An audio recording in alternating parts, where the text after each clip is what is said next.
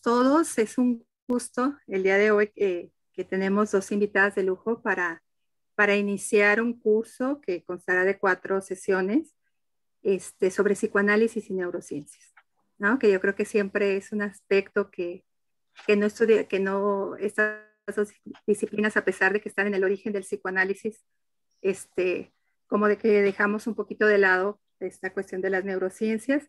Y bueno, les voy a presentar a María Teresa Calabrese y a Susana Ogli. Ambas tienen un currículum bastante extenso, voy a hacerlo muy breve. María Teresa es médica, endocrinóloga, psiquiatra y psicoanalista de la Asociación Psicoanalítica Argentina y pertenece también a la IPA y a FEPAL. Ella tiene un entrenamiento en investigación clínico experimental en la Escuela de Medicina de la Universidad de Virginia en Estados Unidos. Ha trabajado como psicoendocrinóloga en el Servicio de Endocrinología del Hospital Francés en Buenos Aires. También es coordinadora, fundadora del Departamento de Psiconeuroinmunoendocrinología de la Sociedad Argentina de Endocrinología y Metabolismo. Es especialista en niños y adolescentes por la APA. Es miembro titular en función didacta de la misma asociación, full member de la Asociación Psicoanalítica Internacional, coordinadora del Grupo de Investigación de Psiconeuroendocrinología de APA, e integrante de la Comisión Directiva del Departamento de Niños y Adolescentes Arminda Verasturi de APA. Y bueno, como ven, su currículum es muy extenso. Lo voy a dejar aquí para platicarles un poquito también de la doctora Susana Ogli, que ella es médica egresada de la Universidad de Buenos Aires, especialista en psiquiatría también, egresada del Instituto de Psicoanálisis de la Asociación Psicoanalítica Argentina y de la Escuela de Psicoanálisis del Centro de Investigación en Psicoanálisis y Medicina Psicosomática.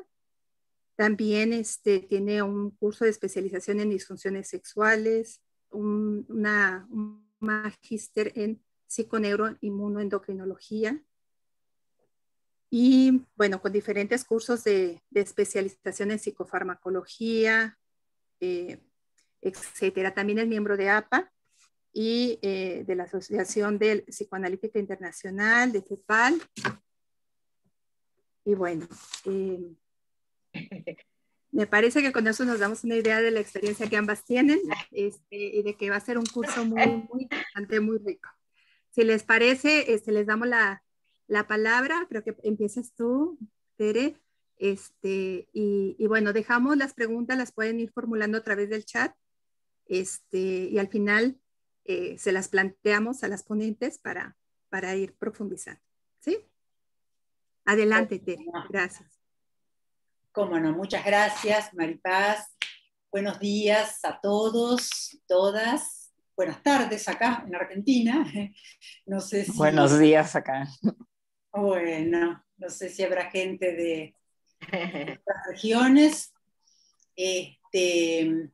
Bueno, la verdad que para mí es un gusto, y para Susana también, dar este curso, volver de manera remota a Guadalajara, un lugar que, bueno, muy querido, muy conocido por mí, me han tratado muy bien todas las veces que fui, y bueno, estar acá dando este curso de manera online es muy placentero, y es una manera también de estar otra vez en contacto con una sociedad tan cálida, con una formación tan profunda y con tanta afinidad con la Asociación Psicoanalítica Argentina, ¿no?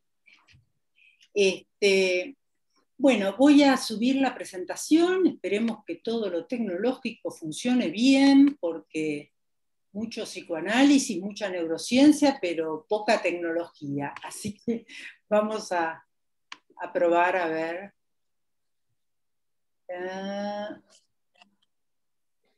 Sí. Producir, María. Sí. Que tengo tapado el lugar. Ahí está, ahí está. Bueno, entonces, este curso de neurociencias y psicoanálisis, que lo hemos organizado y planificado con Susana en diferentes módulos. Este es un módulo introductorio para darles una idea de, bueno, de algunos conceptos básicos en general, y van a ver que hay muchas cosas que no están nombradas en este curso, pero que probablemente puedan seguirse en otro módulo. Uno de estos. Bueno, el recorrido de estas clases, de este curso, en realidad tiene que ver con lo trabajado en el capítulo de neurociencias y psicoanálisis, que empezó a funcionar en la Asociación Psicoanalítica en el año 2000. Primero comenzó como un grupo de investigación que, bueno, fundamos en esa época. Yo soy la coordinadora y Susana Ogli es la secretaria, y este grupo fue continuación del Departamento de Psiconeuroinmunoendocrinología, que Maripaz no se trabó y lo dijo perfecto. Sí, porque parece un trabalenguas.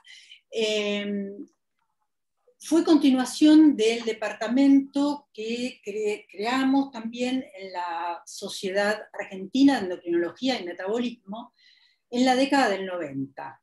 Así que fíjense cuánto tiempo hace ya y cuánto tiempo pasó, y cómo en realidad a nuestras asociaciones psicoanalíticas les ha costado más que a la Sociedad de Endocrinología, poder crear un espacio para interrelacionar lo psicológico, lo inmunológico, lo endocrinológico y lo neurológico. Bueno, creo que no es casualidad. La endocrinología en Argentina y en Buenos Aires, sobre todo, ha tenido un desarrollo muy importante. No por nada han surgido 3 premios Nobel de endocrinología, que es Bernardo Husay, Federico Leloir y César Milstein. Bueno, Freud decía que la endocrinología es una vecina puerta al psicoanálisis, y que querrá algún día superar al psicoanálisis en sus hallazgos. En ese sentido pensaba, bueno, esta asociación con los endocrinólogos, con los neurólogos, con los psiquiatras, que hemos hecho en ese departamento, dio tan buenos frutos que después llevamos esta experiencia a la Asociación Psicoanalítica Argentina.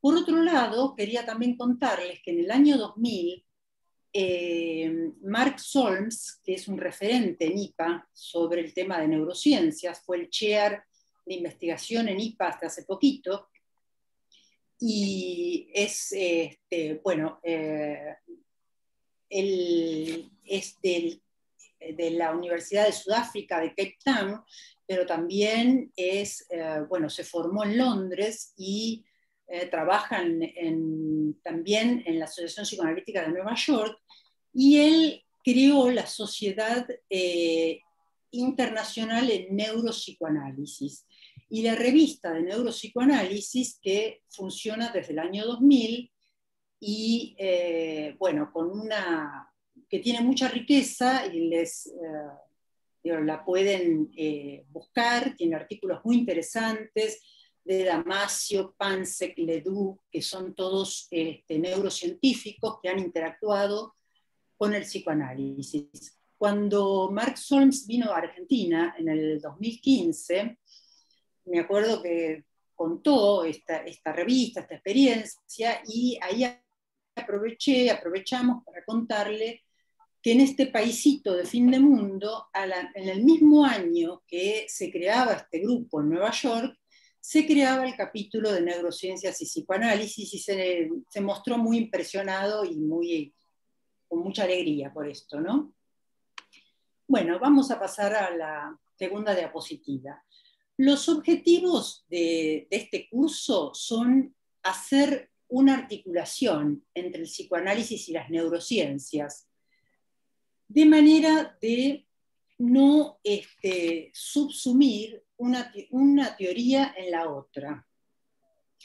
Pero para esto tenemos que tolerar la herida narcisista de que no podemos abarcar el todo y poder interactuar y relacionarnos con otras partes, con otros saberes, sobre todo en esos puntos oscuros, tanto en nuestra teoría como, bueno, también en las neurociencias, que tampoco está todo claro, ¿no?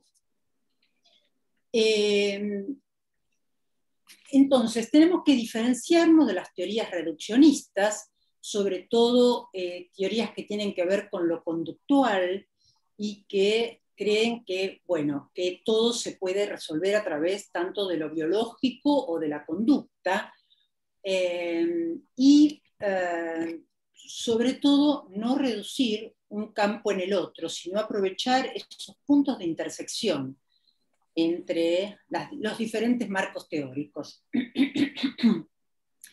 Pensemos que el modelo científico imperante fue el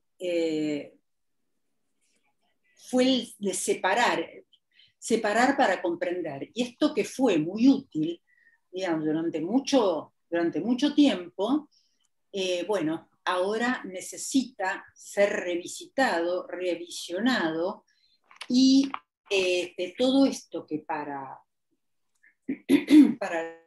la teoría es tan necesario, poner el microscopio, profundizar, pero bueno, somos seres complejos que, digamos, nuestra mente está encarnada y nuestra carne tiene una mente.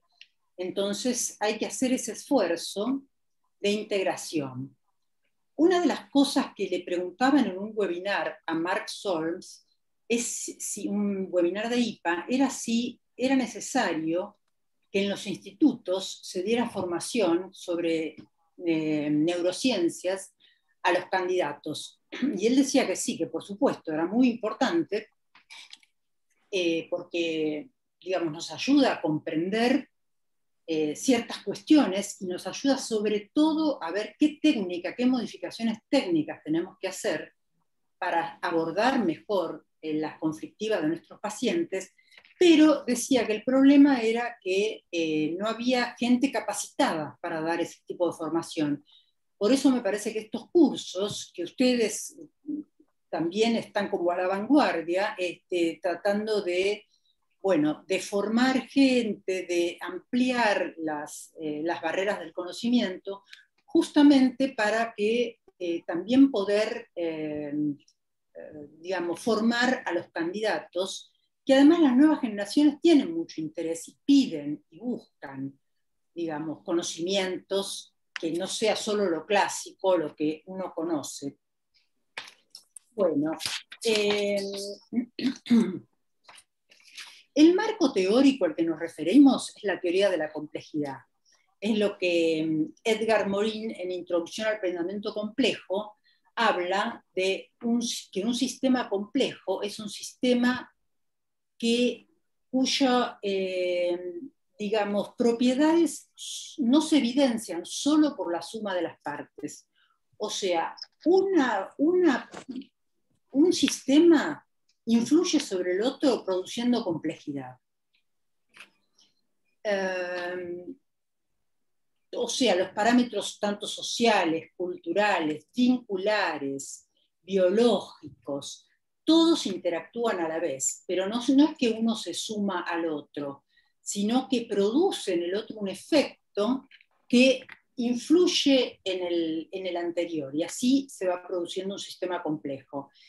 Digamos, esto de alguna manera Freud nos habló en las series complementarias, pero bueno, él no pudo profundizar más allá, porque él, bueno, como neurocientífico y neurobiólogo, y neurólogo sobre todo, tenía en cuenta que por entonces la ciencia estaba en gérmenes.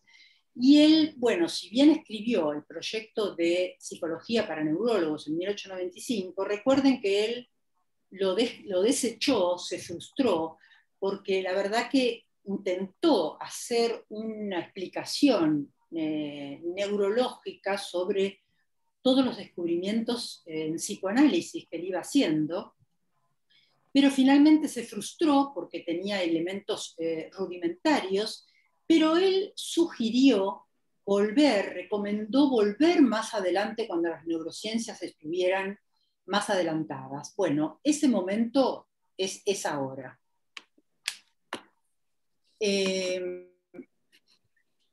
Bueno, esto es un poco lo que veíamos, ¿no? Del dualismo cartesiano, cómo impregnó la formación tanto médica como psicológica. Por lo menos acá en Buenos Aires, en Argentina, supongo que en México también, la formación es muy parcializada. Si los médicos tenemos un montón de materias del cuerpo, toda la carrera con materias del cuerpo, qué sé yo, todos los órganos, cardiología, neurología, nefrología, pero de la mente y del psiquismo, poquito y nada. Hay bueno, ahora se llama salud mental. Cuando yo hice la carrera había 2 materias. Una era psicología médica, que era el patito feo de la formación. Susana es de la misma época, así que también les puede contar. Nadie le interesaba. Era como actividades prácticas de la escuela secundaria, más o menos. Y otra materia era psiquiatría, que se la miraba con un poco más de cariño, pero bueno, si bien por suerte en psiquiatría yo tuve a García Badaraco, que era es un psicoanalista de APA, bueno, murió hace poco, y tenía un enfoque de una psiquiatría más dinámica, ¿no? Y eso fue, digamos, nos enriqueció. Bueno, el infans no es una tabla rasa, es decir, nacemos... Ya no más la idea de un cerebro como una caja cerrada, que venía con todas las capacidades dadas y uno no podía ir más allá de lo que le tocó. Ahora se considera que el cerebro es un sistema complejo, dinámico y abierto. Abierto a la experiencia, abierto al cambio y a la contingencia. Incluso la citoarquitectura del cerebro se va construyendo con la experiencia. Eso tiene que ver con los fenómenos de plasticidad que vamos a hablar más adelante, creo que toca en la clase 3.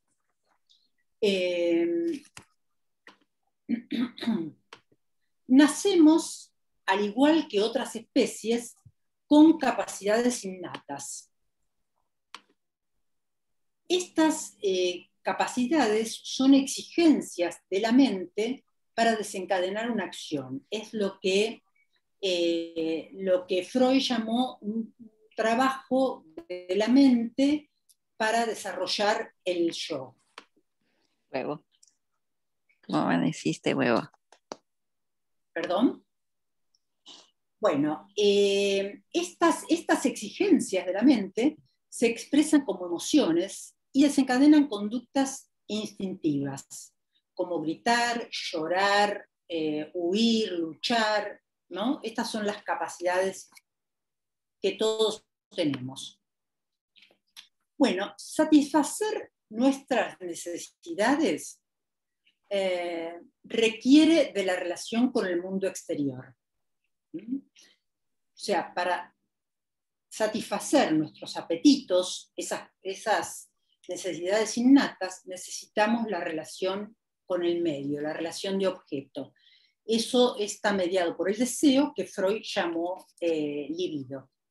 La tarea principal del desarrollo mental, entonces, es cómo satisfacer las necesidades, lo cual, como les decía, es lo que va desarrollando el yo. Por ejemplo, la mayoría de estas acciones son inconscientes. Huir del peligro produce miedo. Destruir el objeto frustrante da rabia, o sea, el deseo de destruir el objeto que nos frustran. Otra situación innata es el apego al cuidador, apego a la descendencia, que es el instinto materno. Pero fíjense que estas tareas son inconscientes, porque la conciencia es un recurso muy limitado. Esperen que se me fue.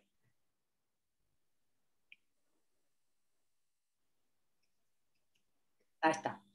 Entonces se automatizan las respuestas que fueron eficaces, ¿no? Esto tiene una implicancia muy importante para conocerlo nosotros y para trabajar psicoanalíticamente.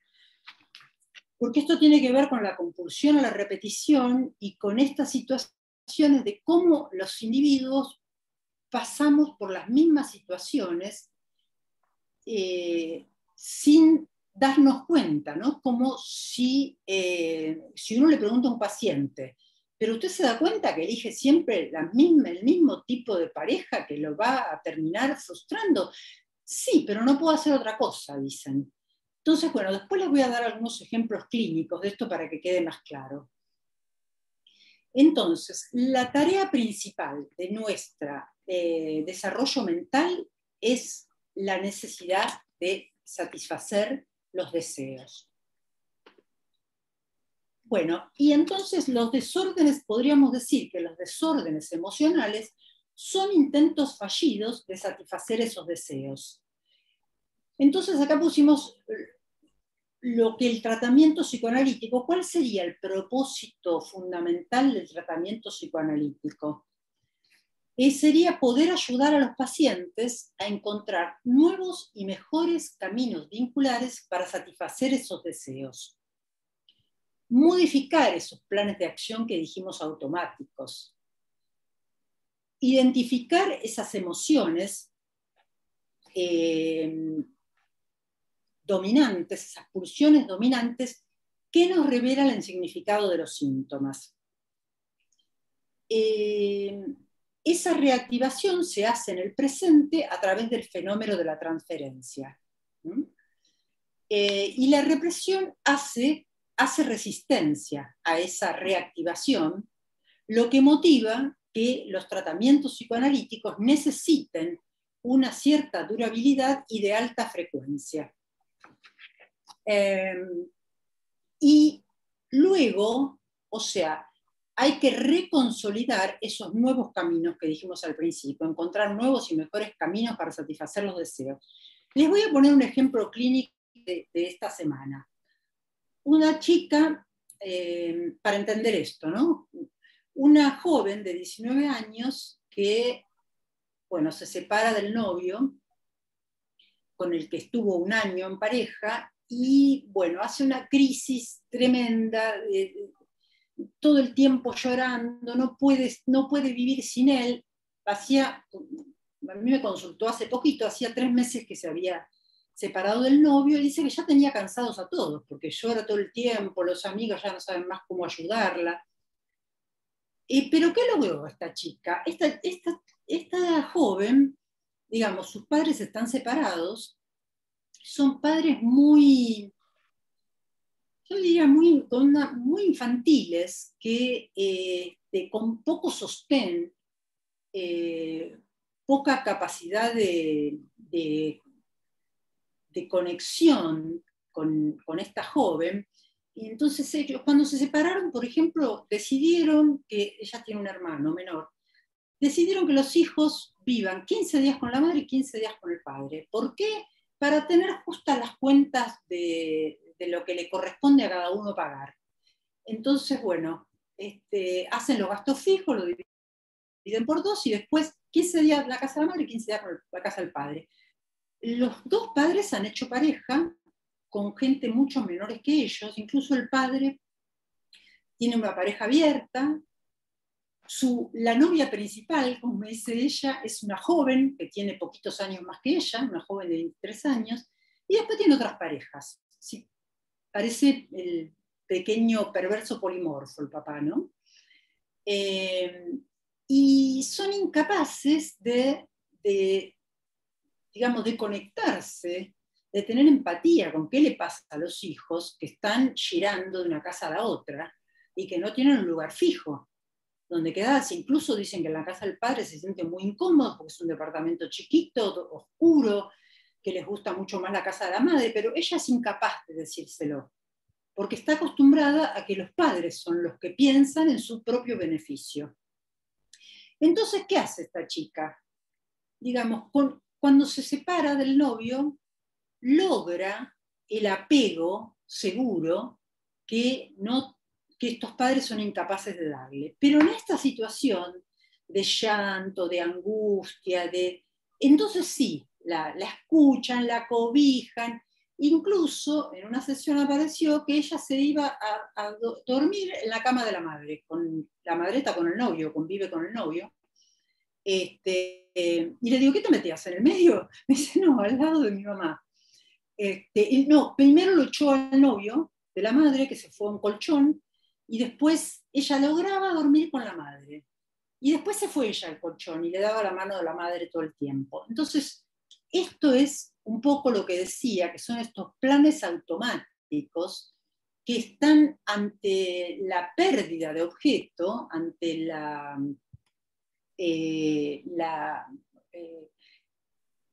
aparece el llanto, es decir, esto digamos que es como una regresión a los primeros momentos de la díada madre-hija, donde ella logra, a través de la repetición de estos actos con estos novios, que siempre la terminan poniendo en el mismo lugar que la ponen los padres, o sea, no la toman en cuenta, no se siente querida, los novios hacen lo que ellos quieren, pero ella logra volver a, digamos, no al útero materno, pero cerquita, ¿no?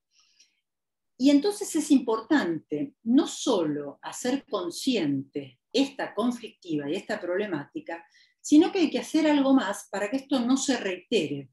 O sea, si dijimos que hay planes automáticos, planes de acción automáticos que llevan a la repetición de los mismos actos al paciente, el paciente tiene que ser consciente de dónde viene esta conflictiva y automatizar situaciones diferentes, que sean diferentes. Y para esto lo tienen que hacer conscientes.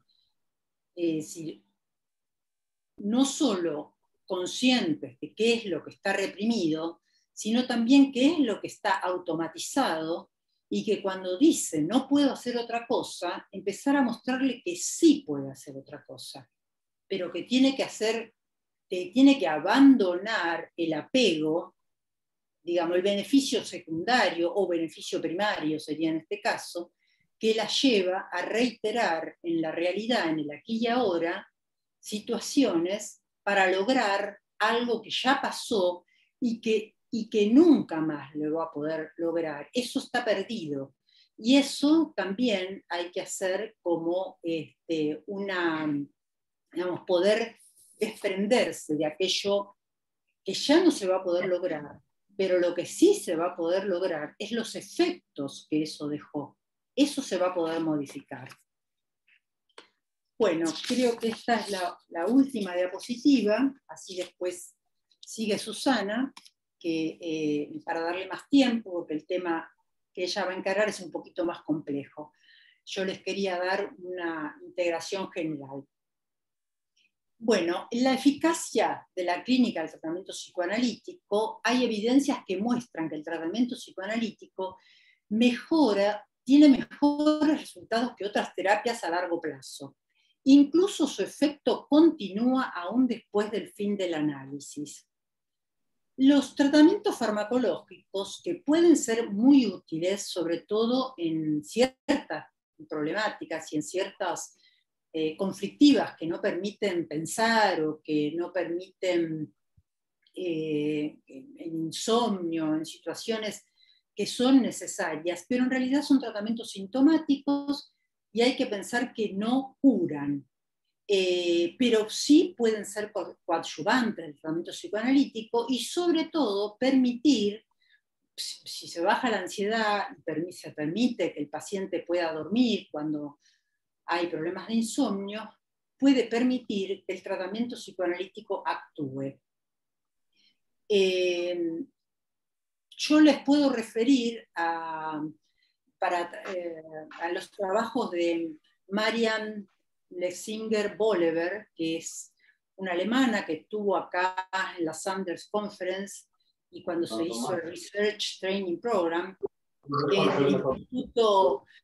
el Instituto Freudiano de Frankfurt, es de IPA, hizo un trabajo pero maravilloso sobre pacientes depresivos a muy largo plazo, un trabajo de 10 años de duración. Bueno, también nos contó que tuvo 1 millón de euros de subsidio, cosa que sería impensado en nuestra región, pero ella pudo demostrar cómo el tratamiento psicoanalítico era más eficaz que otras terapias y también seguía funcionando su efecto después, una vez finalizado el tratamiento. Con eso se logró que los servicios médicos de Alemania incluyan el tratamiento psicoanalítico,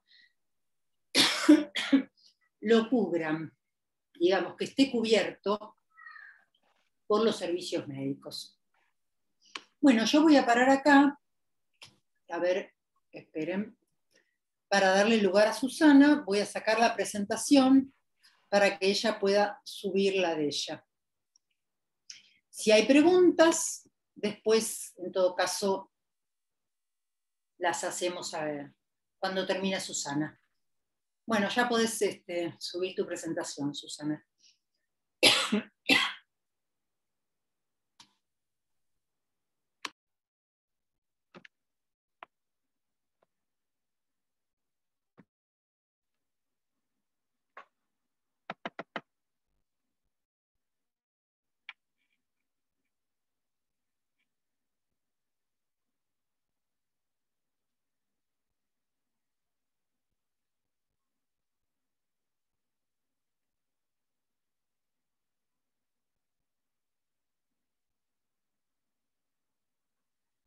Bueno, en principio les agradezco muchísimo la posibilidad de compartir con ustedes este momento.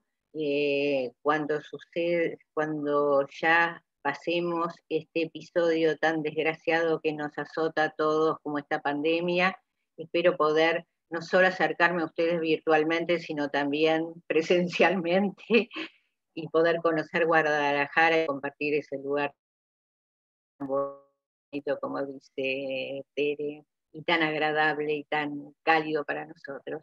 Bueno, yo lo que voy a tratar de transmitirles es esta posición de Freud de anclar tanto la idea del desarrollo psicológico como lo que nosotros conocemos hoy en día y sustenta nuestra formación, como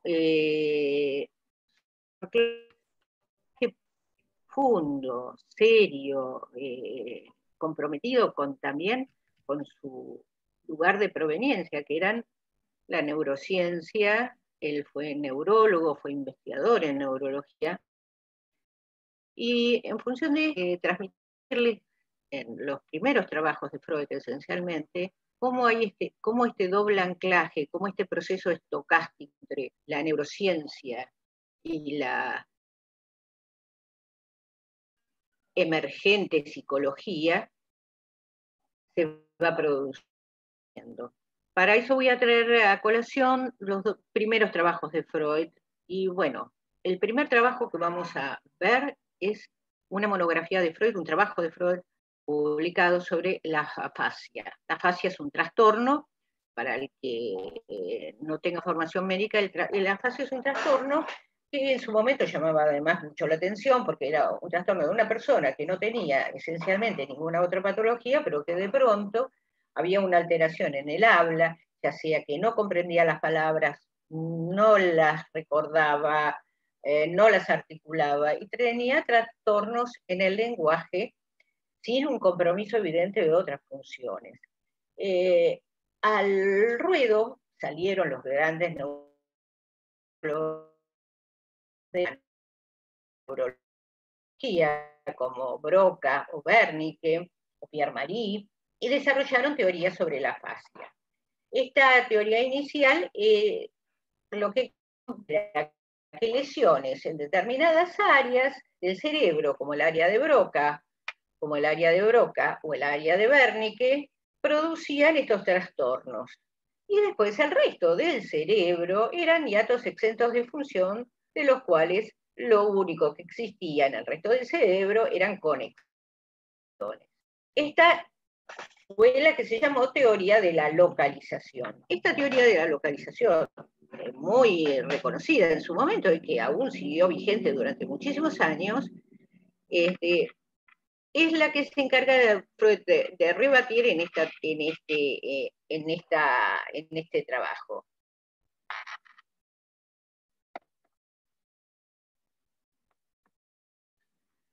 Eso plantea una teoría dinámica y funcional. Y él dice lo siguiente. Es interesante el desarrollo que él va haciendo respecto de la discusión con respecto a la teoría de la localización. Dice, se supone que sus células contienen imágenes de las palabras. Se dice que estos centros están separados por un territorio cortical carente de función y ligados por haces asociativos. ¿Esta suposición es correcta? No creo que lo sea. Y se pregunta posteriormente, ¿cuál es el correlato fisiológico de la simple idea que emerge? Obviamente nada estático, sino algo que contiene carácter de proceso. Este proceso no puede ser compatible con la localización.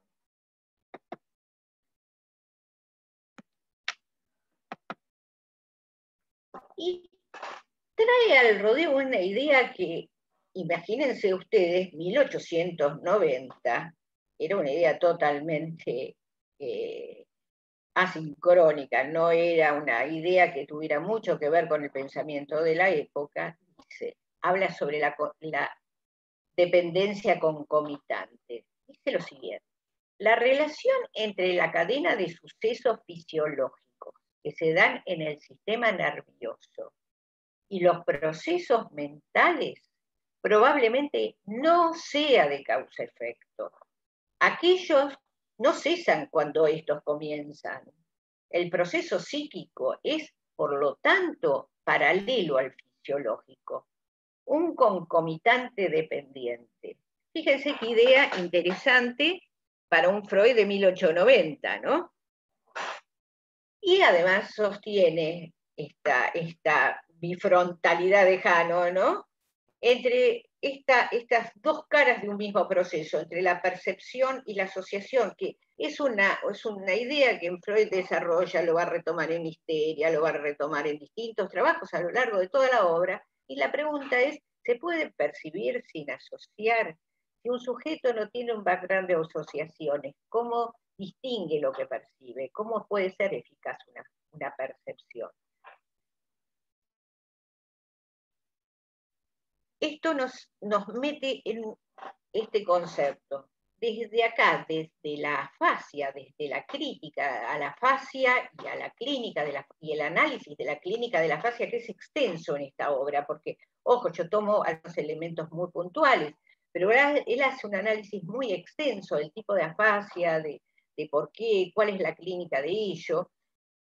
Y de la afasia va él a conducirse al análisis estructural de la palabra. Piensen ustedes, está en germen toda la teoría psicoanalítica. La palabra es el pilar fundamental de la teoría. Y para ello, en este primer trabajo, construye una hipótesis de un aparato del lenguaje que va a ser el precursor de lo que posteriormente va a ser el aparato psíquico. En este mismo trabajo, él desarrolla un esquema que llama esquema psicológico del concepto de palabra.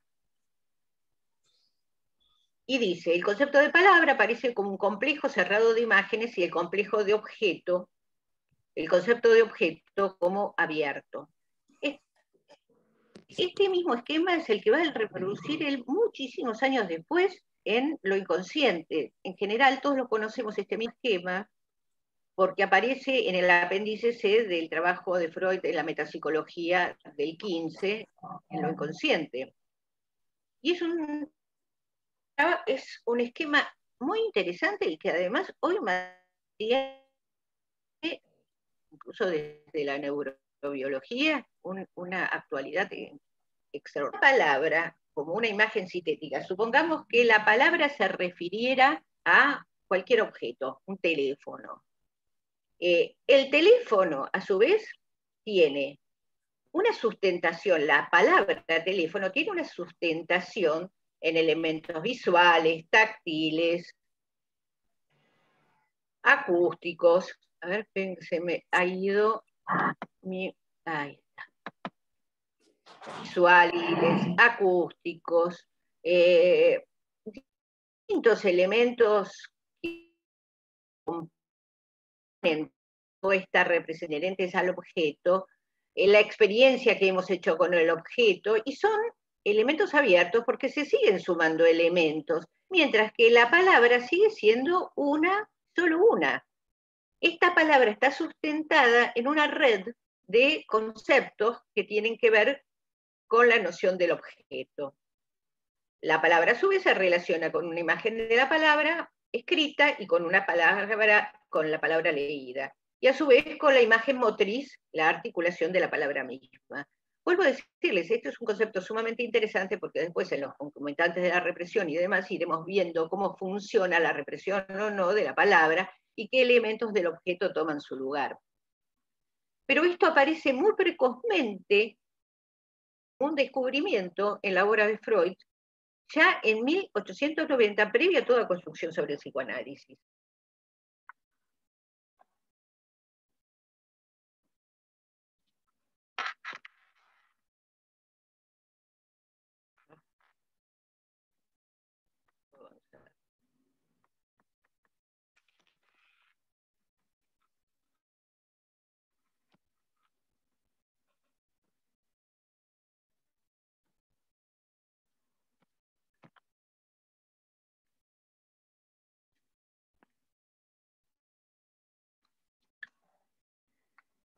Posteriormente Freud empieza a trabajar en su clínica con Breuer, y especialmente de ahí son conocidos para todos nosotros todos sus trabajos sobre histeria, ¿no? Que va desde el caso Dora a todos los trabajos de histeria que presentó Freud en estudios sobre histeria con Breuer, ¿no?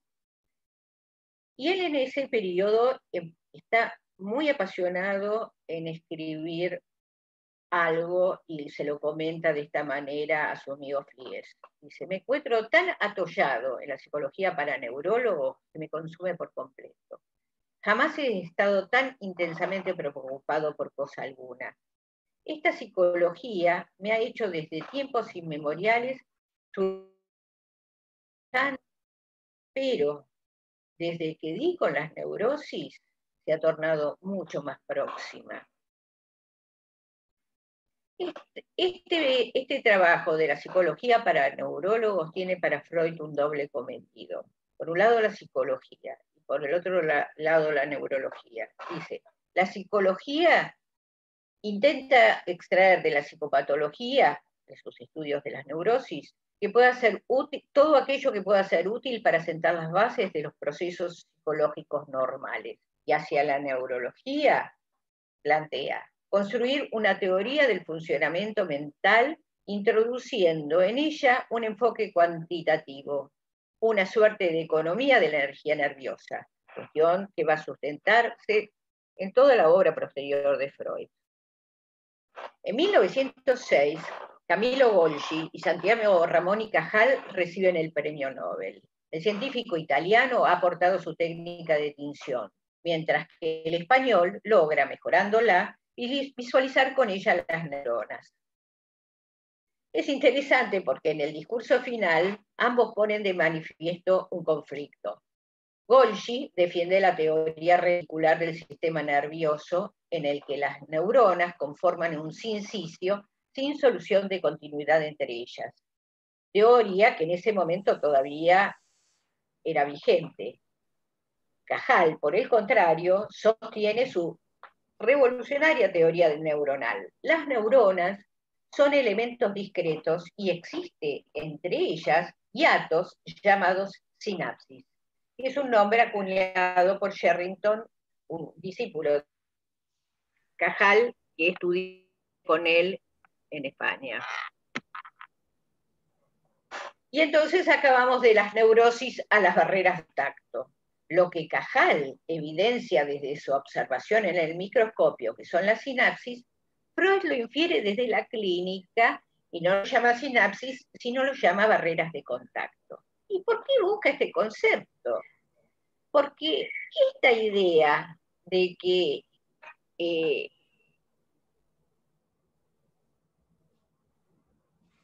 la energía fluye por un cerebro que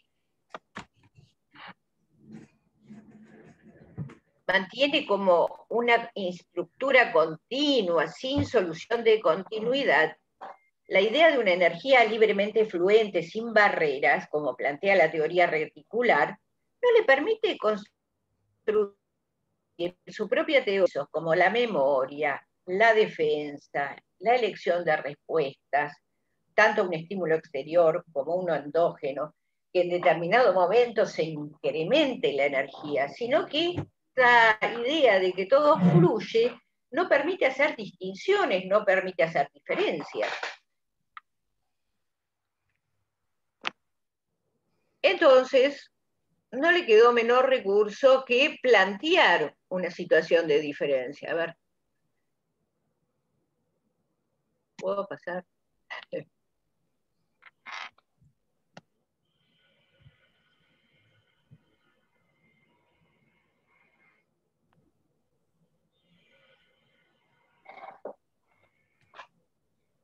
Decíamos que para eso entonces Freud, a ver,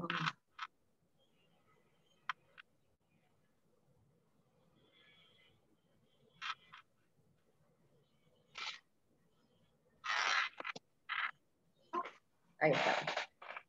Para eso Freud, basándose en el principio de inercia, que ya estaba en boga porque la idea de arco reflejo decía que todo lo que entra tiene que salir, tiene que descargarse, Freud plantea nuevamente este principio de inercia para esta estructura y plantea la circulación de una energía llamada Q, que después es lo que más tarde nosotros estudiaremos como principio del placer o proceso primario. Entonces tenemos estas neuronas que tienen, disculpen mis dibujos, pero a ver, estoy tratando de... Hay una cantidad de neuronas que tienen ramificaciones y que provienen del exterior, y hay neuronas que provienen del interior del cuerpo, que tienen ramificaciones. Perdón, pero me estoy trabando con esto. Disculpen un segundito.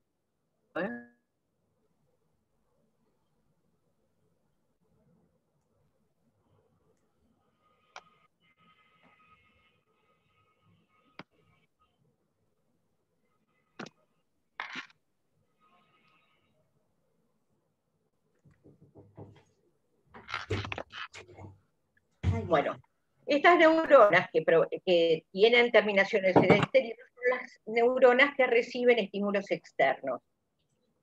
Él las llamó Phi.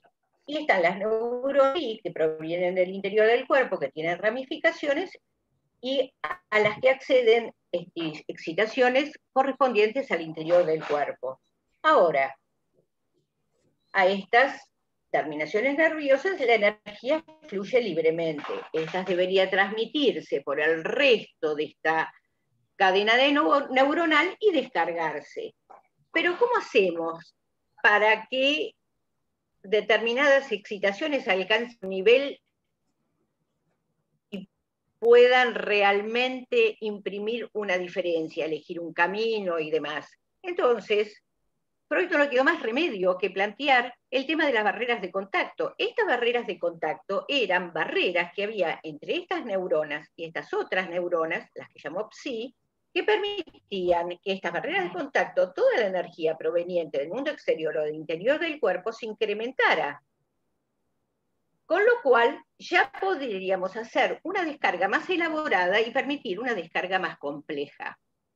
y a su vez elegir caminos para la descarga, porque no cualquier camino para la descarga es adecuado. Esto permitió pasar del famoso principio del placer puro, del principio del proceso primario, al principio de constancia, que también devino principio de realidad o devino proceso secundario. Tenemos las barreras de contacto y tenemos las sinapsis. Hoy en día, este concepto que hay una transferencia de energía de una neurona a otra, depende de la magnitud del impulso que circule, lo decía Freud, la intensidad de Q, o la sumatoria de pequeñas intensidades de cantidades neuronales. En 1895 Freud lo llamó los procesos que transcurren entre neuronas y que cambian la configuración entre neuronas, lo llamó facilitación. Un proceso de intensidad determinada deja una marca entre dos neuronas y hace que ese camino sea un camino facilitado para la próxima circulación de energía. Esto Freud lo llamó facilitación y dio pie esta facilitación al concepto de memoria. Nuevamente, varias transferencias de energía de cantidades menores producen también efecto que el pasaje de una cantidad mayor. Esto hoy en día sigue vigente. Este concepto sigue, claro, no en la descripción tan sencilla como la planteó Freud en aquel momento, pero este es el concepto, ni más ni menos, este es el concepto vigente hoy de neuroplasticidad. La circulación de energía entre neuronas es el que modifica la configuración entre las neuronas y da cambios en las conductas de los sujetos.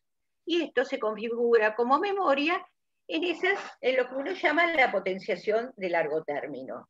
Estos conceptos que ya están en Freud en 1895, hoy en día siguen vigentes, descritos de otra manera, pero siguen vigentes.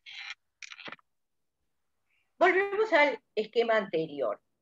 Vamos a plantear ahora la vivencia de satisfacción.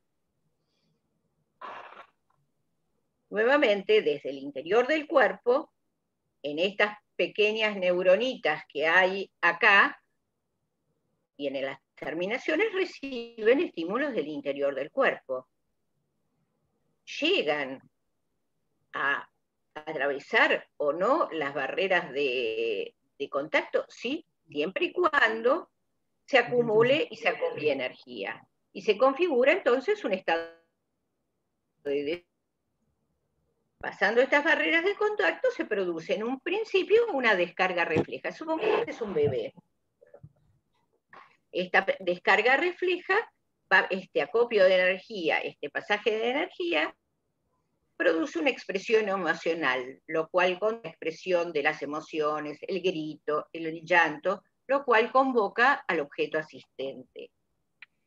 El objeto asistente, que proviene desde la percepción anterior, es percibido, el bebé toma contacto con su objeto asistente y, por ejemplo, puede mamar. Con lo cual se produce la descarga en sí de la acción específica y esto produce a su vez la baja de la cantidad y el aumento del placer. Esto es lo que nosotros llamamos la vivencia de satisfacción, que va a estar armado de estos engramas fundamentalmente, de la percepción del objeto asistente, de la acción específica y de la sensación placentera. Esto es el esquema de vivencia de satisfacción de Freud en el proyecto. Entonces, entre la imagen del objeto percibido, que es el objeto que va a satisfacer la necesidad, la acción específica y el cese del displacer, se procederán facilitaciones. Estas facilitaciones entre estas neuronas, entre estas imágenes, que son huellas mnémicas, conforman engramas de imágenes recuerdo, que constituye la memoria. Esta memoria de la vivencia de satisfacción va a dar base a una conducta posterior del individuo que cada vez que perciba la imagen del objeto o sienta una determinada necesidad, se va a desencadenar la unión entre estas tres imágenes recuerdo. Vayamos a cómo visto la vivencia de dolor. La vivencia de dolor se origina en percepciones tanto provenientes del mundo externo, donde un objeto hostil produce la ruptura de los filtros protectores, recuerden esto mismo, lo que Freud retoma después en Más allá del principio del placer, como ruptura de la membrana de protección antiestímulos, ¿se acuerdan? Esta intensidad enorme produce ruptura o produce una facilitación rapidísima entre las barreras de contacto y permite finalmente lo que llamamos la defensa primaria. Lo mismo sucede con intensidades menores pero sumatorias provenientes del interior del cuerpo, que también producen defensa. Esto es la vivencia de dolor. Y acá, justamente, estos patrones, tanto de la vivencia de dolor o de la vivencia de satisfacción, vamos a armar esto que va a ser base de toda la teoría psicoanalítica, los senderos que se bifurcan, la elección de la vía a seguir. Nosotros tenemos un estado de deseo que produce una investidura del objeto de deseo, es decir, de la huella amnémica de ese objeto que nos dio una intensa satisfacción en nuestra existencia. Y esto produce la atracción de deseo. O bien, el otro camino es la vivencia de dolor, que tiende a ¿qué? A la desinvestidura del objeto hostil. Aquel objeto que nos dañó, aquel objeto que nos frustró, aquel objeto que produjo un daño en nuestra existencia, es desinvestido. Y el objeto que produce el cese del dolor o que se asocia al cese del dolor es el que es investido. Esto es lo que Freud llama acá la defensa primaria. Es decir, que estas dos vías de resolución, estos dos caminos, son los caminos que tienden a generar acciones eficaces, crecimientos, procesos cognitivos por un lado, o procesos de represión o de defensa por otro. Esto es lo que constituye la base de nuestra teoría psicoanalítica. Si nosotros pensamos, como después cada uno de los cuadros psicopatológicos que Freud describió después, como la neurosis obsesiva, la histeria, son distintos destinos de la desinvestidura del objeto hostil y la investidura de otro objeto o de otra representación que tiene que ver con un desligamiento de la experiencia dolorosa. Mientras que el estado de deseo tiende a reproducir una y otra vez el vínculo con ese objeto que produjo una satisfacción. Como verán, este núcleo esencial de la teoría psicoanalítica ya está planteado acá en este trabajo de Freud, tanto en el trabajo sobre las afasias como en sus desarrollos. He incluido solamente pocos elementos. Freud plantea además que no hay solamente dos tipos de neuronas, sino que hay otro tipo de neurona que él llama omega, que son las neuronas que supuestamente representan la conciencia. No lo quise agregar para no complicar en exceso la exposición de hoy, pero quiero que vean simplemente una sola comparación.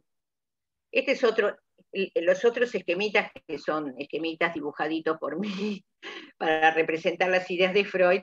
Este es también un dibujadillo mío, pero en relación a la neurobiología actual. Les aseguro que es lo mismo que lo que dibujé yo antes. Lo que dice PEP o PIP son los que se denominan potenciales de excitación postsináptico y los PIP son los potenciales de inhibición. Es decir, estos son, dicho de otra manera, los viejos esquemas que Freud representaba en la desinvestidura o la investidura de los distintos objetos, del objeto hostil o del objeto de satisfacción. Esto, y traté de esbozar o de dibujar también los distintos potenciales de acción que circulan entre las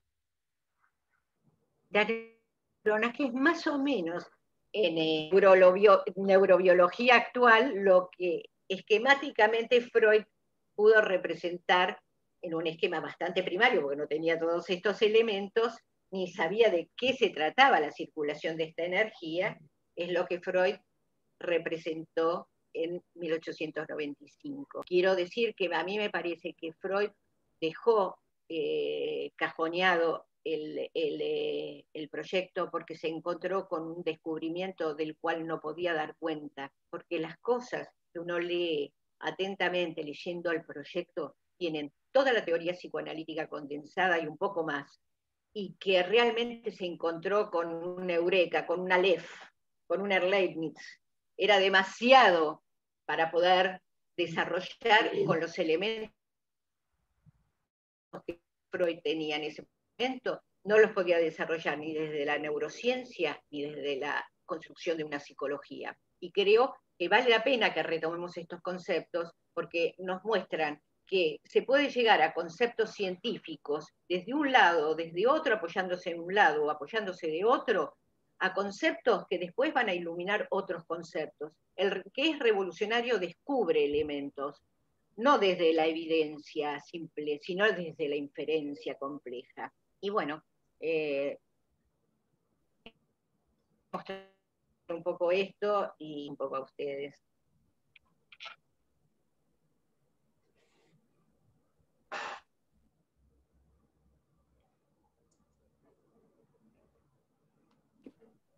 Bueno, creo que tenemos un lindo tiempo para preguntas. No sé cómo quieren manejar este tema, si alguien coordina las preguntas,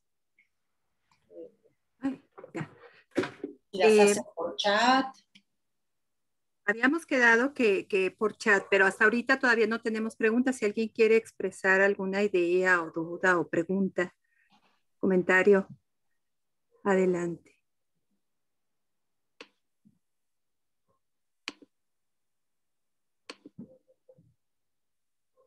¿Tú, Samantha?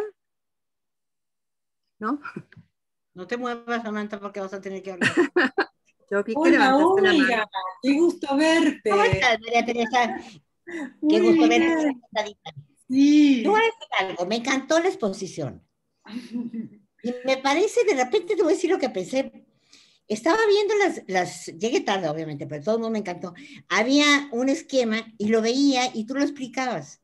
Y yo decía, me acordaba cuando leímos nosotros el proyecto, no entendía yo nada, la barrera que se topaba con no sé dónde, nada. Y así digo yo, qué gráfico y qué bien se entiende, ¿no? Entonces, esta parte se me hace como muy importante para que destaquemos, o sea, hay otros esquemas que nos dejan entender cuando los esquemas psicoanalíticos se complican, ¿no? Me encantó. Mil gracias. Bueno, me alegra mucho.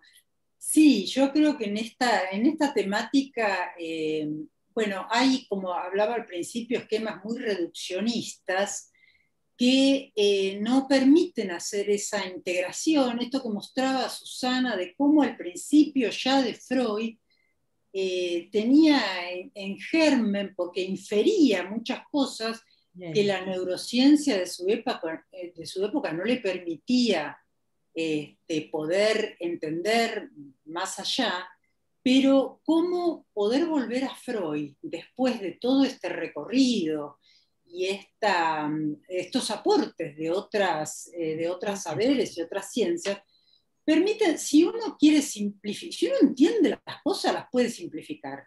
Sí, cierto. Sí. Cuando uno las pone en difícil es porque no las entiende. Y la verdad que a veces no es fácil poder hacer esta síntesis entre diferentes, No. claro, entre diferentes saberes, diferentes enfoques, porque hasta el lenguaje que se usa difiere. Pero si uno, como dije antes, puede vencer la herida narcisista de que no sabe todo, entonces tiene que poder entender aquello de que está más allá de lo que uno comprende y poder escuchar a los otros para ver qué del otro, de la otra teoría, del otro saber, puede ser útil para alumbrar, iluminar aquellos puntos oscuros que tenemos en nuestra teoría. Exacto. Porque además somos seres psicosomáticos. Por más que nosotros nos dediquemos al psi y la biología o los médicos se ocupen del soma, eso no quiere decir que nosotros funcionemos de manera separada. Bueno, cuando funcionamos de manera separada es cuando realmente enfermamos. Entonces es importante poder tener esta aproximación, que no vamos a ser expertos en neurociencia, pero sí es poder saber qué mecanismos se ponen en juego cuando estamos ante un paciente que sufre, que padece, que repite, y que a veces nos ponemos como nerviosos de por qué no entendemos, por qué repite siempre lo mismo. Y a veces, bueno, todos seguramente hemos tenido pacientes que han venido de otras terapias que incluso sus analistas se han enojado con ellos, pero en realidad uno se enoja con aquello que no entiende por qué sucede. Pero bueno, esto es un intento de comprensión.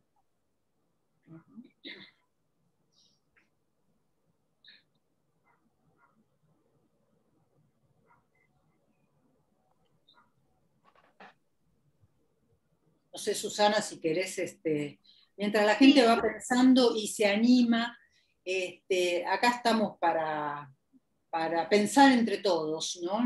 Nadie es dueño del saber absoluto, así que mientras la gente va pensando, por ahí querés hacer algún aporte, Susana.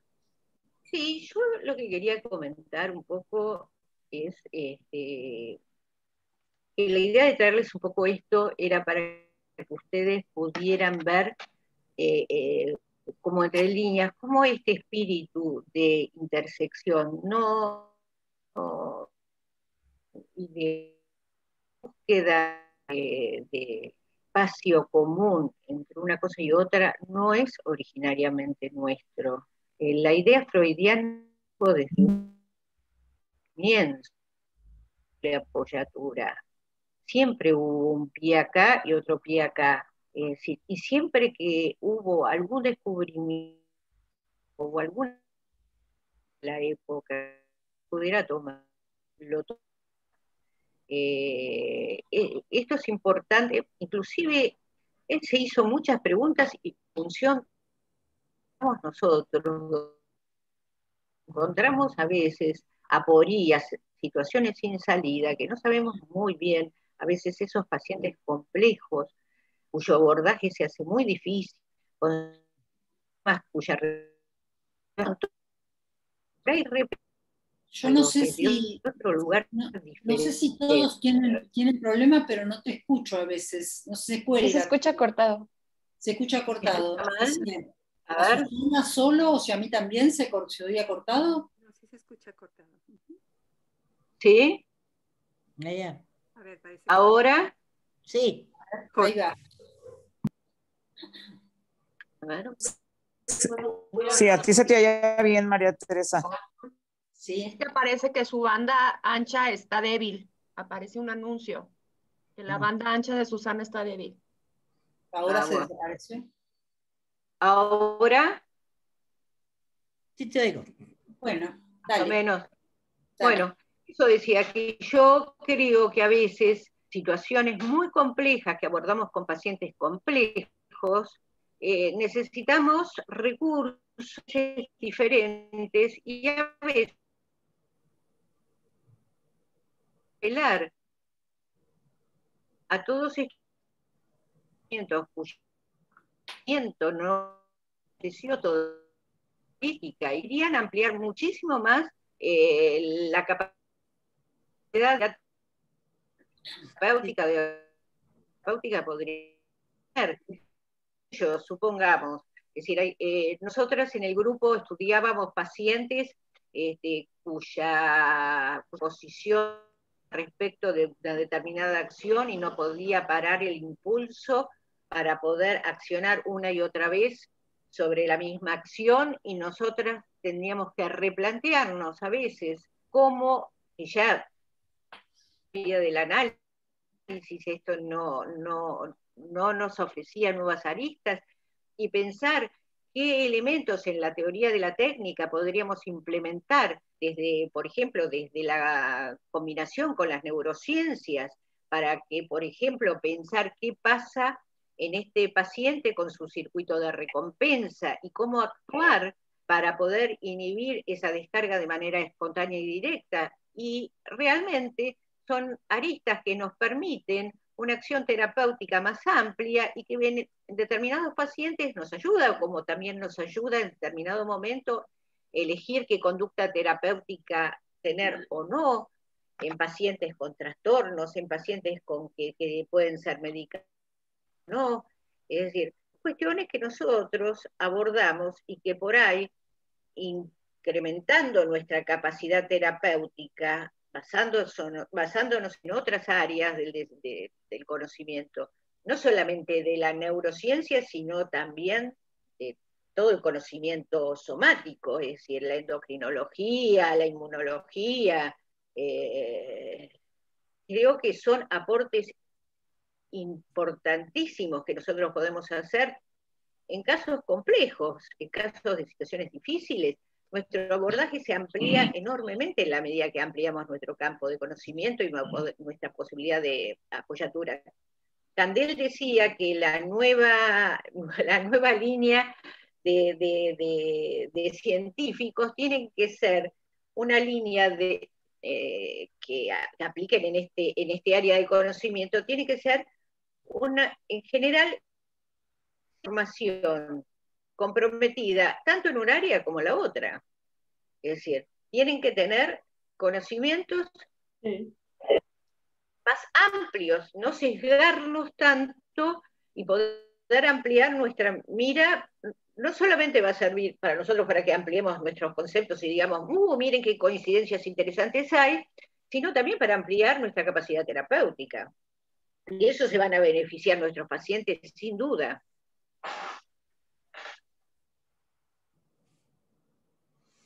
Hay una idea que quisiera desde hace rato decir, que viene con lo que tú dijiste. Es como un continuo, ¿sí? Cuando ustedes presentan esta posición, se la había oído a María Teresa otra vez que vino, pero luego eso sigue con lo psíquico y es un continuo, como debe de ser. Cuerpo y mente es un continuo, ¿no?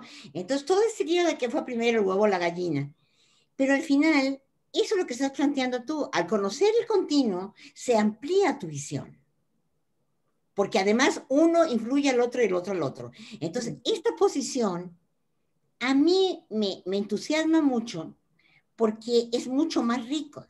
Y es más rica que uno entienda las cosas desde distintas áreas, ¿no? Entonces, a mí me parece que las neurociencias hacen ese continuo que se cortó en un momento dado. Y no sé mucho de neurociencias, es simplemente una sensación que me dejan diario, ¿no? Sí, me parece esto que estás diciendo, Olga, tiene mucho que ver con la primera parte, coincide mucho con lo que planteé en la primera parte, que decís que vos no escuchaste, pero fíjate qué interesante, como no la escuchaste, pero tenés la misma visión, que decíamos de esto del marco teórico de la complejidad, cómo un sistema influye en el otro, y a la vez esa influencia vuelve a influir en el anterior. Entonces se crea una ida y vuelta permanente, sí. Y tiene que ver que mucho lo que dije ahorita tiene que ver con lo que tú dijiste la otra vez. Bueno, qué bien, ¿te acordás? Me hace increíble, porque es como que a la hora que vas hablando, se vienen acordando uno de cosas que tú dijiste, ¿no? Entonces, esa es la otra parte que tenías ahí de la memoria, ¿no? Como un estímulo te despierta un pedazo, ¿sí? Sí, y ese es otro aporte de las neurociencias, como la reiteración de los conocimientos produce memoria. Porque cuando uno escucha algo una sola vez, bueno, pasa y se va. Pero cuando uno lo vuelve a escuchar y lo vuelve a escuchar, ya algo queda, algo se facilitó de esa vía que mostraba Susana, de esas neuronas, de esa facilitación que va produciendo memoria. Y por eso, bueno, es muy importante esto de la reiteración y cómo uno dice, no, pero esto ya lo escuché, y algo, digamos, va produciendo un reaseguro, una huella. A mí, bueno, soy Laura Mejorada, a mí también me encantó, me hizo recordar y me dieron ganas de volver a leer el proyecto, fue muy agradable y además me evocó muchas cosas. Pensaba, cuando uno se pone a leer, ¿no? Cualquier texto, a mí me gusta leer y a veces me gusta escuchar, y pensaba en esto que se hablaba de la palabra, cómo tiene esa imagen visual, cómo tiene esa imagen sonora, cómo tiene esa imagen de movimiento y todo lo que implica simplemente una palabra, ¿no? Todo ese proceso de pensamiento tan complejo, tan extendido, que no observamos, ¿no? Más que su parte que se muestra a través de la palabra. Se me hizo muy interesante. ¿Puedo, Maripaz? Antes Laura, y luego tú, Vicky, ¿te parece? Laura había levantado la mano. Laura Novaro. Sí, gracias, Maripaz. Hola, ¿qué tal? Buenos días. Yo me puse a pensar muchísimo mientras estaban en la presentación. Me recordó una paciente que esta semana, cada vez que a ella le baja, que tiene la menstruación, ella habla de que se pone muy enojada, ¿no?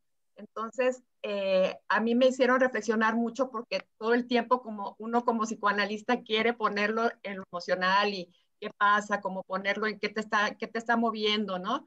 En tu ser mujer Entonces ella se empezó a enojar mucho esta semana porque decía, pero es que es hormonal, entiéndeme que es algo hormonal, ¿no? Entonces es como diario esa lucha que también de pronto sí tenemos que ampliarnos y poder comprender, cuando empezaron a decir de la parte de la endocrinología, la importancia de poder también ampliar nuestro panorama para tener una comprensión pues más global, pues, o más profunda. Y más integral, ¿no? De esto que decíamos, que funcionamos todos con un cuerpo y una mente. Bueno, nosotros como psicoanalistas nos especializamos más en la mente y a veces no escuchamos el cuerpo, pero el cuerpo también tiene señales, que es lo que te decía tu paciente, ¿no? Vamos a traerles un material clínico para la tercera clase, pensamos, trabajado desde el enfoque del psicoanálisis y las neurociencias, para que vean un poco, porque a veces queda, bueno, pero ¿cómo bajo todo esto, todos estos conocimientos teóricos a la clínica? Bueno, por eso pensamos traerles un material en la tercera clase, cosa que ya tengan algunos o hayan escuchado ya algunas cosas. Y ustedes también pueden traer también viñetas, así como esto que trajo Laura, que me parece que siempre ayuda a clarificar, ¿no? Lo que estamos diciendo, la teoría. Bueno, a mí me hacía pensar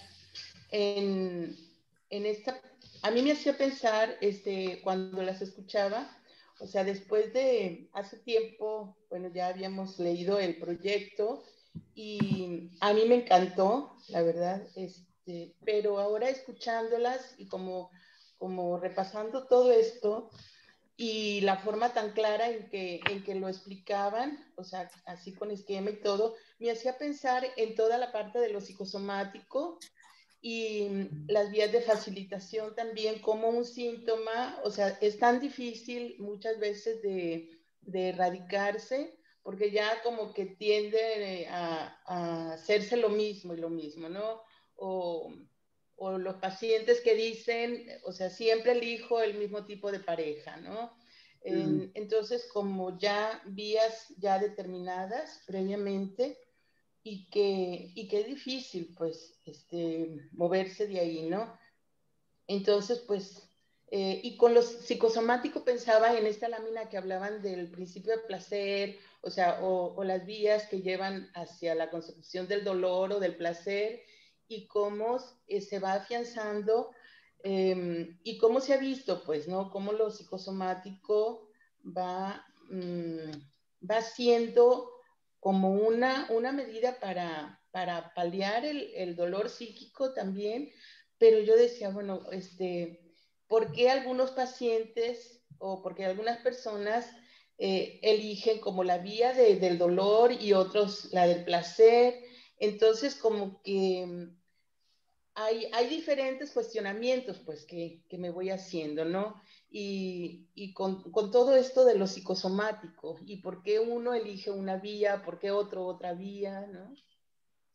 Bueno, fíjate qué interesante esta pregunta que haces, porque tiene que ver un poco con algunas cosas que estuvimos diciendo, ¿no? Si ustedes recuerdan, yo dije al comienzo que había programas automáticos, vías que se automatizan. Si vos decís, ¿por qué un paciente elige el dolor? No lo elige. Tiene un programa automático que dispara solo. Entonces, eso es lo que tiene que hacer consciente. Eso le tenemos que hacer consciente al paciente, que es un sistema que se automatizó porque sobre todo estos programas se automatizan en los primeros años de vida, cuando el infant tiene que hacer elecciones y a veces tiene que elegir la menos peor de una elección, y eso se queda automatizado. Entonces no se da cuenta que hay algo que en la realidad actual se le dispara solo. El caso de esta chiquita que yo les contaba, este ejemplo clínico de esta adolescente que vuelve a buscar parejas que la tratan como sus padres, como sus objetos de amor, que no es tenido en cuenta, que no se siente considerada, pero ese plan automático descarga solo porque en realidad ella con eso encuentra a sus objetos de amor perdido. Entonces ella se metía en la cama de la madre, con eso lograba algo que lograba cuando era pequeña. Lo que hay que mostrarle que lo que fue eficaz cuando era pequeña, porque se reunía con el objeto amado, que no la tomaba en cuenta, no le sirve ahora. Eso hay que hacerle consciente, porque ahora vuelve a pasar por la misma situación y vuelve a sufrir, pero no encuentra un nuevo objeto de amor que la saque de esa repetición permanente con la que se sienta mejor, que pueda hacer una nueva elección de objeto. Esto es importante que nosotros lo tengamos claro para aclarárselo a los pacientes y que así puedan hacer un nuevo programa automático, que no es fácil, por eso decía el psicoanálisis lleva tiempo, necesita frecuencia, porque después se tienen que automatizar nuevos programas más tróficos y eficaces. Yo quería comentar algo. ¿Por qué no, Susana, por qué no apagas la cámara? Estaban diciendo, a ver si te escuchamos mejor. A ver si te escuchamos mejor. ¿Paro la cámara? Apaga la cámara y dejate el audio. Ahí está, a ver si te escuchamos mejor. Dale. ¿Mejor? Dale. Parece que sí. Yo decía que también en este sentido la neurobiología nos ofrece un modelo muy interesante, sumamente interesante. Lo que se descubrió de estos recursos investigativos, de cursos experimentales, es que cada vez que un sujeto revive una experiencia, ya sea en la acción, en la práctica, en la vida cotidiana, o la revive a través del recuerdo, cada nuevo emergente, cuando vuelve a ser guardado, no se vuelve de la misma manera. Se modifican, nosotros siempre señalamos, se modifican las mismas proteínas que se modificaron cuando sucedió eso por primera vez. Es decir, que el recuerdo activado, ya sea a través de la acción directa o a través de la rememoración en la transferencia, por ejemplo, una vez que vuelve a ser guardado, ya no vuelve a ser el mismo recuerdo. Supongamos, si yo recordé, qué sé yo, supongamos en lo que contaba Laura, recordé la primera menstruación, el impacto de cómo lo viví y demás, cuando yo vuelvo a guardar ese mismo recuerdo, ya no lo voy a guardar de la misma manera. La primera menarca que tuve me pasó tal cosa, me asusté, me angustié, llamé a mi mamá o tal cosa o lo que fuere. Ese recuerdo que rememora, una vez guardado, la intensidad emocional de ciertas cosas se modifica, ciertos conceptos se modifican. Entonces, ¿cómo actuamos nosotros? Nosotros no podemos eliminar el pasado, no podemos eliminar situaciones traumáticas. Lo que podemos lograr es una nueva reinscripción en términos nuevos. Y dicho, esto se consolida en la medida que se rememora o se reactúa. Cada repetición, cada reanimación en la transferencia implica una reinscripción.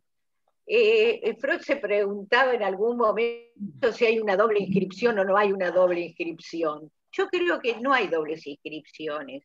Hay inscripciones sobre la misma pizarra, hay inscripciones sobre la misma estructura. La misma estructura, una vez removida en la transferencia y trabajada en la transferencia, va sufriendo modificaciones.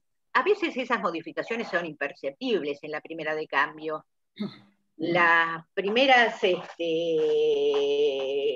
rememoraciones por ahí introducen cambios sutiles, pero la acumulación, lo que veíamos es las facilitaciones no son solamente de cursos de grandes cantidades, son pequeñas cantidades repetitivas a lo largo del tiempo, que también dejan facilitaciones, es decir, que nuestra memoria, después de repetidas veces de reanimar determinadas situaciones en la transferencia, es probable que la modificación que se produzca sobre la inscripción inicial, que se va remodelando, llega a un punto es que si bien contiene en esencia el núcleo de verdad, como decía Freud, ya la estructura actual dista mucho de ser una estructura original.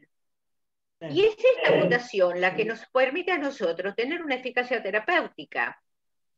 Porque cada una de las reinscripciones que nosotros logramos realizar en la transferencia son como reanimaciones de estructuras originales que a partir de la revivencia en la transferencia y ser nosotros parte de esa escena y parte de ese objeto transferido, vamos modificando naturalmente esa escena original, esa escena primaria, como decimos nosotros. Es decir, la escena primaria se secundariza, terciariza, etcétera, etcétera, y esas sucesivas repeticiones van imprimiéndole la modificación. Al sujeto le va a permitir vivir esa misma experiencia de manera distinta. Bueno, estamos ya medio en tiempo y alguna gente saludó y se está yendo, así que antes de que se vayan podemos hacer un cierre. Esto que trae Susana al final, me parece, al final de esta primer clase de hoy, lo vamos a ver en la cuarta clase, el final, que es el tema de memoria, repetición, cómo la memoria cuando se recuerda se vuelve al estado lábil de la memoria y ahí se pueden hacer cambios. Es decir, en el análisis lo que hacemos cada vez que un paciente recuerda y recuerda en transferencia, la memoria está en un estado lábil y ahí se pueden efectuar cambios. Por eso alguien preguntaba en el chat, ¿cómo se hace esa reiteración? Esa reiteración se aprovecha justamente en el análisis cuando el paciente recuerda y recuerda con emoción. Ese es el momento en que esa memoria queda en estado lábil y se pueden hacer modificaciones. Entonces me parece que tenemos que tener paciencia para en el recorrido del curso ir fijando los conceptos y, bueno, por eso las preguntas tenían que ver un poco con algo que dejamos para el final. del curso.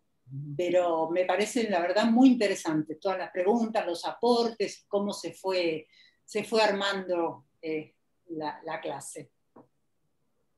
Muchísimas gracias. Por ahí, bueno, como decías ahí, un comentario, en donde van diciendo que hay más dudas que certezas, lo que se mueve y que hay que estudiar mucho, ¿no? Patti Varela había levantado la mano, no sé, Patti, ya como para cerrar, ¿quieres comentar algo? Yo nada más, bueno, quería agradecerles como la facilidad en la que nos fueron explicando, ¿no? Como esta parte tan creativa de poder digerir todo para podernoslo transmitir de una manera distinta y visualmente entendible, ¿no? Y sobre todo como esta dinámica que se va dando en todo el curso de poder ir teniendo otros conceptos digeridos de distinta forma, ¿no? Como que es cada vez volvernos a reiterar aquello que en algún momento se escuchó, para que vaya cambiando también nuestra manera de entender y de comprender y de sentir al paciente, ¿no? De no solo conceptualizarlo y quedarte en el concepto, sino de vivirlo y vivenciarlo distinto desde uno para poderlo transmitir distinto. Nada más era eso. Muchas gracias. Muchas gracias. ¿Aplaudamos? No sé si quieren agregar algo, Susana, Teresa, Olga, estamos ya en tiempo. Ya. Muchas gracias, estuvo padrísimo. Gracias. Gracias a usted. Ajá. Nos vemos, la próxima reunión será el 13 de marzo. Entonces, sí, para que lo agenden. Y también por ahí había una pregunta sobre si hay algún material que se pueda leer, algún artículo, algo que se pueda enviar con anticipación, o algo que nos recomienden. Bueno, yo ya les recomendé el material de Marianne Bolivar y los trabajos de Mark Solms, que les van a ser muy útiles. Incluso hay uno publicado en la revista del psicoanálisis, a ver si la tengo por acá. En esta revista hay un artículo de Mark Solms que es muy interesante, que es sobre el ello consciente. Es la revista del 2016, el número 23 de la Asociación Psicoanalítica Argentina. Si no la pueden entrar, fíjense por internet si pueden entrar. Si no pueden, me avisan, yo entro y les mando el artículo. Claro. Gracias. Bueno, gracias. Tere, estaría muy bien que nos lo mandaras de una vez, la verdad. Tenemos todas las revistas, Vicenta. Sí. Okay. Son todas las revistas de la APA, están metidas en la biblioteca. Perfecto. Entonces, ya les dije el número del 2016, el número 23. Es ¿Por qué la guerra? Se llama. Ajá. Cualquier duda nos vuelven a decir, pero bueno, muchas gracias a ustedes por todas las preguntas que también a nosotros nos sirven para seguir pensando y seguir viendo en qué tenemos que poner el foco. Muy bien. Y además hay muchos temas que escuchando ustedes. Realmente no te escuchamos, Susana. ¿Puedes quitar el video, por favor? Cuando quitas el video está mejor. Ah, bueno, esperen. No, les decía que lo que ustedes fueron preguntando a mí me hace pensar que hay temas que valdrían la pena incluir y por ahí que todavía no incluimos, tal vez en un segundo módulo, pero me parece que por ahí son cosas que les va a ayudar mucho a entender algunas cuestiones. Que me parece que no lo incluimos todavía, pero sería útil incluirlo en este módulo o en uno que viene, pero vean, o igual uno tiene que hacer un corte por algún lado. Eso es lo que pasa, es que a veces son años de estudio en el tema y es difícil poder transmitir de una cantidad de cosas que son años de experiencia y transmitirles por ahí conceptos complejos en situaciones acotadas, por ahí no es muy fácil, pero tratamos de hacerlo lo más sencillamente posible. Bueno, gracias a todos. Ha sido muy grato compartir con ustedes este momento. Bueno, hasta el 13. Muy bien. Gracias. Muchas gracias. Hasta Gracias. luego, muchas gracias. Gracias. Buen día. Hasta luego. Gracias. Hasta luego. Adiós. Gracias. Muchas gracias.